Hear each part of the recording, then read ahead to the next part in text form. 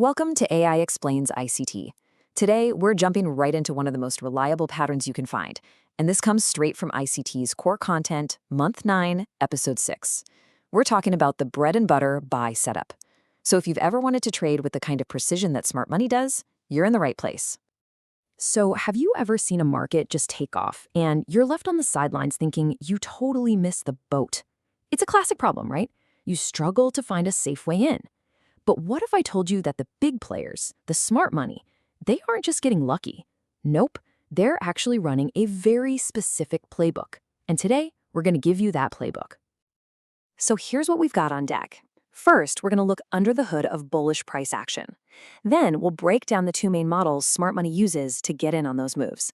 After that, we get tactical. We're talking scalping rules, the best times to trade, and also why some sessions are probably best left alone. And finally, we'll wrap it all up with the key takeaways you can start using. Okay, first things first, let's get one thing straight.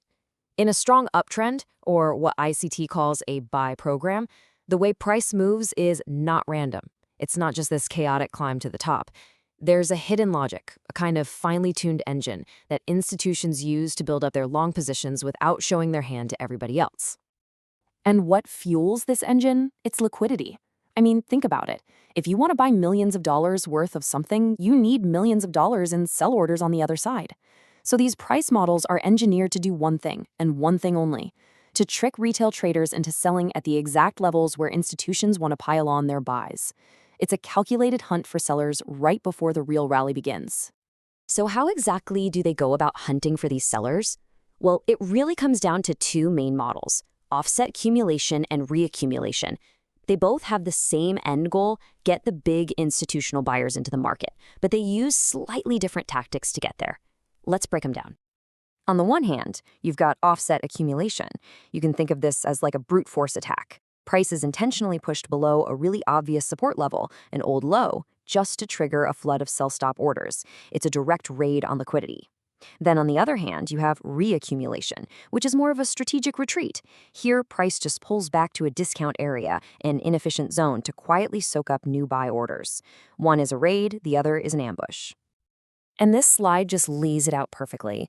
Over on the left, that's offset accumulation in action. See how price just plunges below that red line? That's it triggering all those sell stops. And then, bam, it reverses sharply. That's the raid. Now look at the right. Notice how price doesn't break a major low.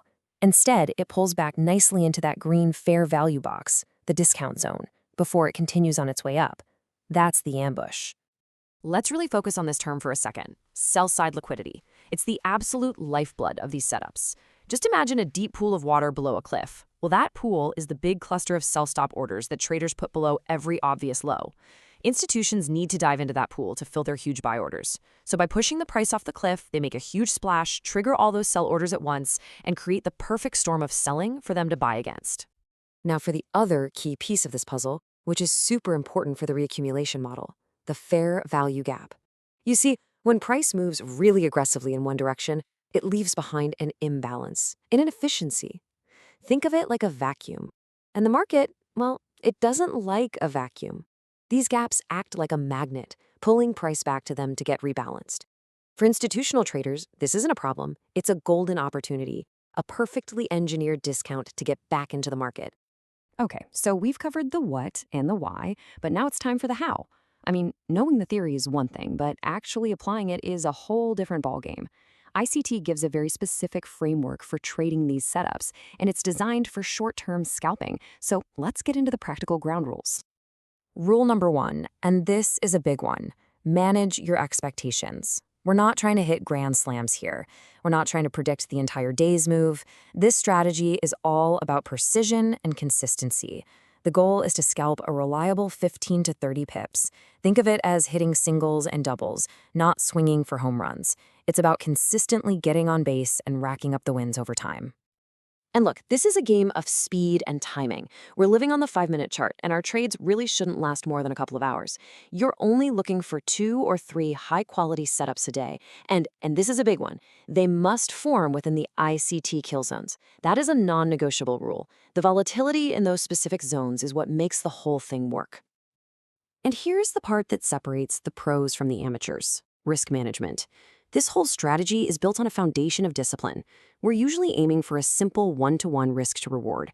Your risk per trade should never ever be more than 1% of your account. Ideally, it's closer to 0.5%. And when you see your setup, you gotta act fast. ICT recommends using market orders so you can get in without any hesitation. All right, so we have our models and our rules, but where do we go hunting for these setups? The answer is pretty simple. You follow the money. And the money flows most heavily during the London and New York sessions. This is when the institutions are most active, and it's when these high-probability setups are most likely to show up.